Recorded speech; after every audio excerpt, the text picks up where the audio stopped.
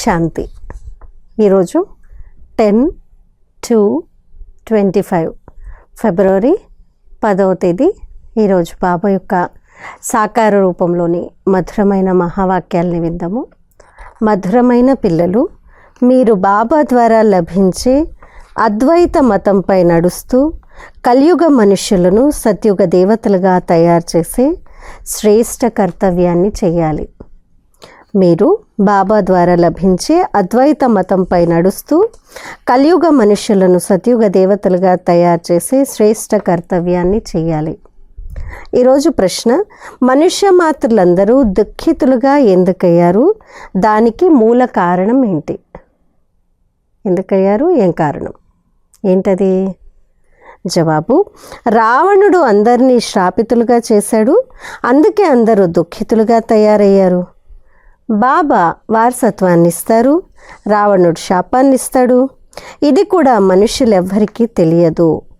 తండ్రి వారసత్వం ఇచ్చారు కాబట్టి భారతవాసులు ఇంత సుఖంగా స్వర్గానికి యజమానులుగా పూజ్యులుగా తయారయ్యారు. శ్రాపితులైన కారణంగా పూజారులుగా అయిపోతారు. ఓం శాంతి. పిల్లలు మధువనానికి బాప్దాదాలను కలుసుకునేందుకు వస్తారు.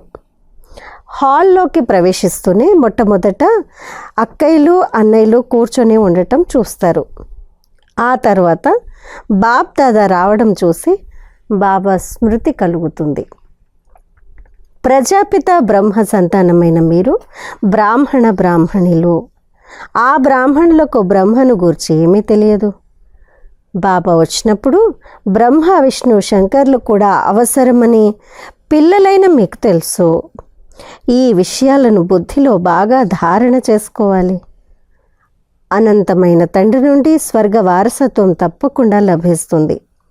అందుకని భక్తులందరూ భగవంతుడి నుండి జీవన్ముక్తిని కోరుకుంటారు. ఇప్పుడున్నది జీవన బంధన, అందుకే వచ్చి ఈ బంధనాల నుండి విడిపించమని అందరూ భగవంతుణ్ణి స్మృతి చేస్తారు.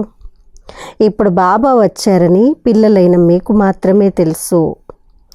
బాబా కల్పకల్పము వస్తారు. నీవే తల్లివి, నీవే తండ్రివి అని పిలుస్తారే కానీ దాని అర్థాన్ని ఎవరూ అర్థం చేసుకోరు. నిరాకారుడైన తండ్రిని గూర్చి ఆ విధంగా గానం చేస్తారు, కానీ దానివల్ల ఏమీ లభించదు. ఇప్పుడు పిల్లలైన మీకు వారి ద్వారా వారసత్వం లభిస్తుంది, మళ్ళీ కల్పం తర్వాత లభిస్తుంది. బాబా వచ్చి అర్ధకల్పం కొరకు వారసత్వాన్ని ఇస్తారని, మళ్ళీ రావణుడు వచ్చి శాపాన్ని ఇస్తాడని పిల్లలకు తెలుసు. తామంతా శ్రాపితులయ్యారని కూడా ప్రపంచంలోని వారికి తెలియదు. రావణుని శాపం కారణంగా అందరూ దుఃఖితులుగా అయిపోయారు. భారతవాసులు ఒకప్పుడు ఎంతో సుఖంగా ఉండేవారు. నిన్న ఈ లక్ష్మీనారాయణల రాజ్యం భారతదేశంలో ఉండేది. దేవతలకు నమస్కరిస్తారు, పూజిస్తారు, కానీ సత్యుగం ఎప్పుడు ఉండేదో ఎవ్వరికీ తెలియదు. కేవలం సత్యుగానికే లక్షల సంవత్సరాల ఆయువును చూపించారు.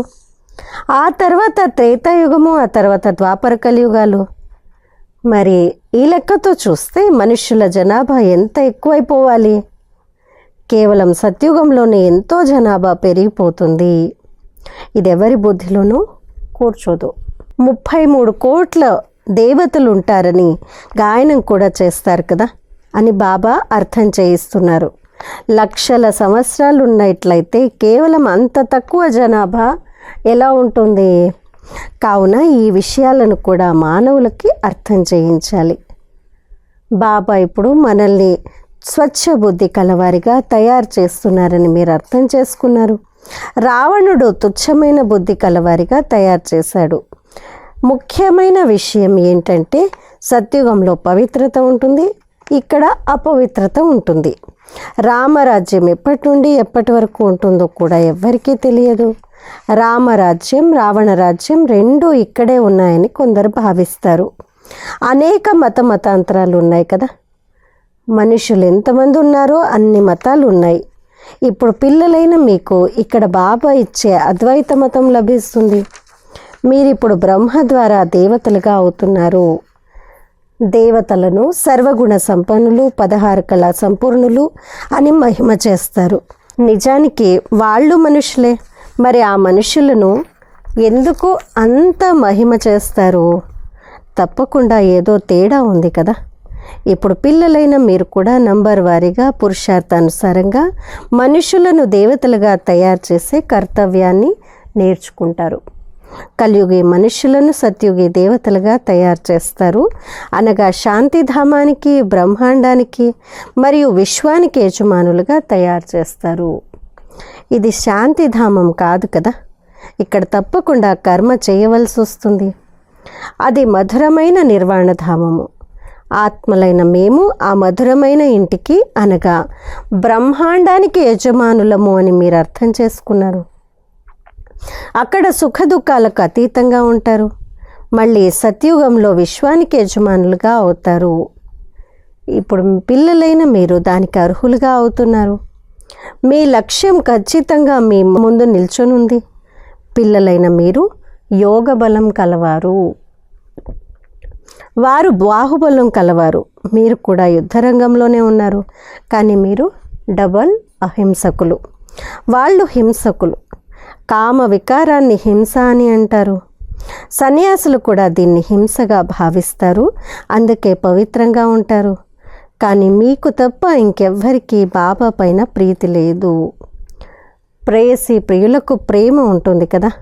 ఆ ప్రేయసి ప్రియులు కేవలం ఒక్క జన్మ గాయనం చేయబడతారు. మీరందరూ ప్రియుడినైన నా ప్రియురాళ్ళు. భక్తి మార్గంలో ప్రియుడినైన నన్నొక్కడినే స్మృతి చేస్తూ వచ్చారు. ఈ అంతిమ జన్మలో కేవలం పవిత్రంగా ఉంటూ నన్ను యథార్థ రీతిగా స్మృతి చేసినట్లయితే ఆ తర్వాత సత్యుగంలో అసలు స్మృతే చేయవలసిన అవసరం ఉండదు. దుఃఖంలో ఉన్నప్పుడు అందరూ స్మృతి చేస్తారు. భక్తి మార్గం దుఃఖ మార్గము. ఇదొక నరకము. దీన్ని స్వర్గము అని అనరు కదా.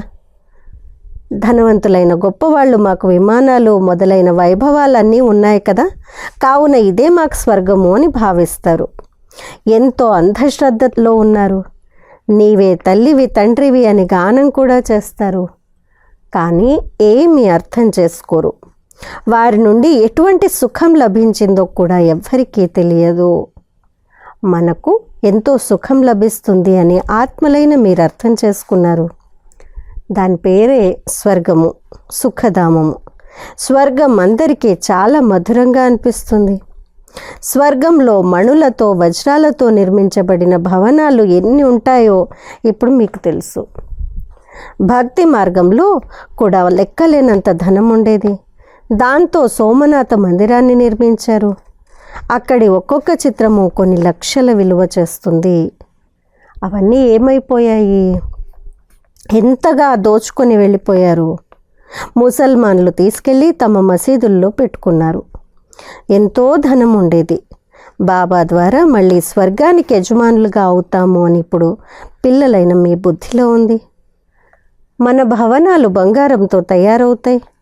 ద్వారాలపై కూడా రత్నాలు పొదగబడి ఉంటాయి. జైలుల మందిరాలు కూడా అలాగే తయారు చేయబడి ఉంటాయి. కానీ ఇప్పుడు ముందున్నటువంటి రత్నాలు మొదలైనవి లేవు కదా. బాబా నుండి స్వర్గ వారసత్వాన్ని తీసుకుంటున్నామని ఇప్పుడు మీకు తెలుసు. శివబాబా భారతదేశంలోకే వస్తారు. శివ భగవానుడి ద్వారా భారతదేశానికి స్వర్గ వారసత్వం లభిస్తుంది. క్రీస్తుకు 3000 సంవత్సరాల క్రితం భారతదేశం స్వర్గంగా ఉండేది అని క్రైస్తవులు కూడా అంటారు. మరి అప్పుడు ఎవరు రాజ్యం చేసేవారు? ఇది మాత్రం ఎవ్వరికీ తెలియదు.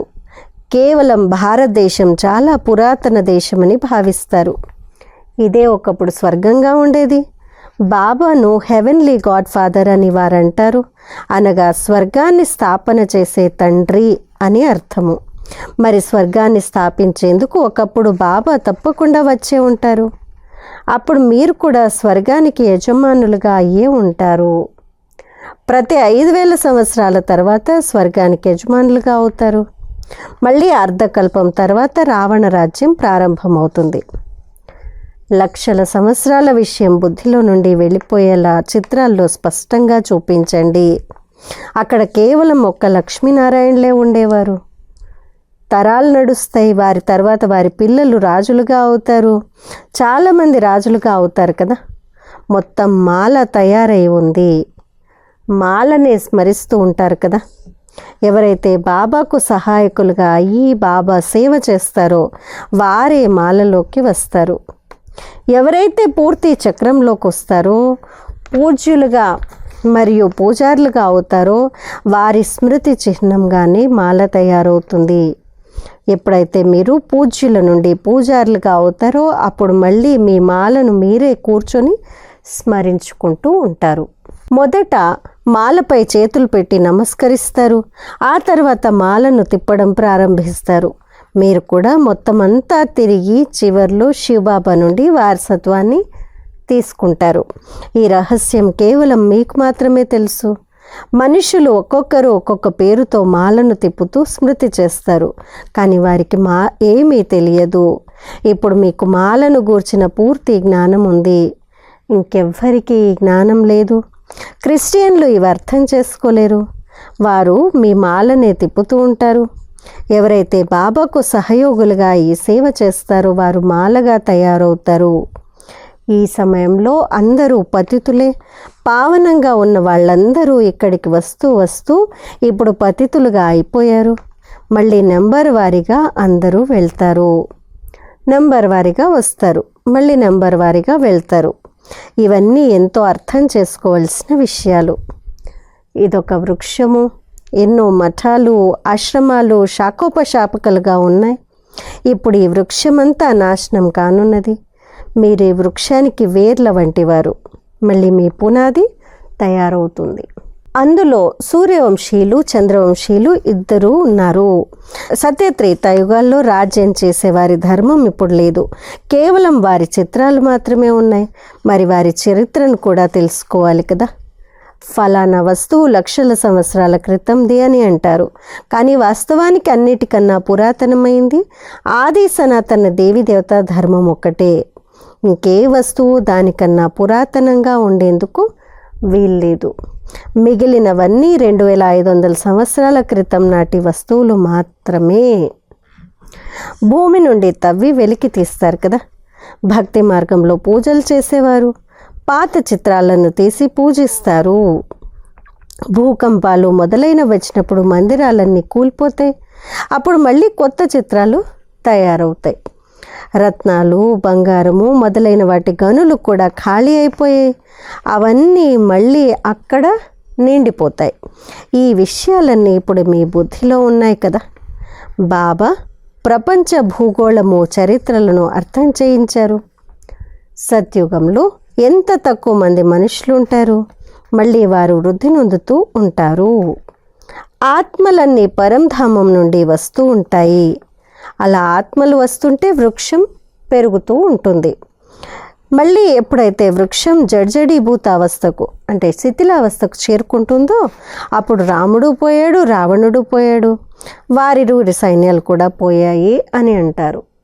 రామ్ గయో రావణ్ గయో చాఖే బహుపరివార్ అని అంటారు. అనేక ధర్మాలు ఉన్నాయి కదా. మన పరివారం ఎంత చిన్నదో చూడండి. ఇది కేవలం బ్రాహ్మణ పరివారం మాత్రమే. అక్కడ అనేక ధర్మాలు ఉన్నాయి. జనసంఖ్యను చూపిస్తారు కదా, అవన్నీ రావణ సంప్రదాయానికి చెందినవి. వాళ్ళందరూ వెళ్ళిపోతారు. ఇక కేవలం కొద్ది మంది మాత్రమే మిగులుతారు. రావణ సంప్రదాయం వారు అక్కడికి రారు. వారంతా ముక్తిధామానికి వెళ్ళిపోతారు. చదువుకొని మీరు నంబర్ వారీగా స్వర్గంలోకి వస్తారు. ఆ నిరాకారి వృక్షము మరియు ఈ మనుష్య సృష్టి వృక్షము, ఈ రెండింటిని మీరు అర్థం చేసుకున్నారు. ఇది మీ బుద్ధిలో ఉంది. చదువు పైన శ్రద్ధ చూపించకపోతే పరీక్షలో పాస్ అవ్వలేరు. చదువుతూ అందరినీ చదివిస్తూ ఉంటే ఎంతో సంతోషం కూడా ఉంటుంది. వికారాలలో పడ్డారంటే ఇవన్నీ మర్చిపోతారు. ఎప్పుడైతే ఆత్మ పవిత్రమైన బంగారంగా ఉంటుందో అప్పుడు అందులో ధారణ బాగా జరుగుతుంది. బంగారు పాత్ర పవిత్రంగా ఉంటుంది. ఎవరన్నా పతితంగా అయితే జ్ఞానాన్ని వినిపించలేరు.